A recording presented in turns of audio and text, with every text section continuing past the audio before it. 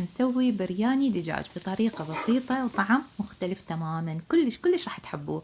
أتمنى تجربون الوصفة وإن شاء الله تعجبكم. قبل ما نبدي، إذا كانت هذه أول مرة تشوفون بها قناتي أتمنى تشتركون بها وتنورونا.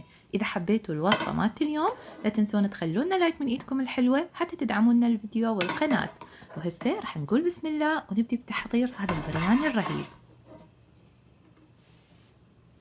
عندي هنا صدر دجاجة كاملة، تقريبا نص كيلو من صدور الدجاج، قطعته بهالشكل هذا بشكل شرائح طولية. وأكيد طبعا كمية الدجاج حسب عددكم، حسب الكمية اللي انتم تريدون تحضروها. راح أتبلها تتبيلة بسيطة عبارة عن بهارات قص الدجاج ويا شوية من الثوم الباودر، بصل باودر والملح. راح أخلط الدجاج ويا هاي التتبيلة البسيطة، وإذا تحبون تتركوها كم ساعة بالتتبيلة حسب رغبتكم. إذا تحبون رأسا تبدون تطبخوها مثل ما أنا سويت فأيضا ممكن. هسه راح نجيب مقلاة واسعة ونخلي بيها كمية بسيطة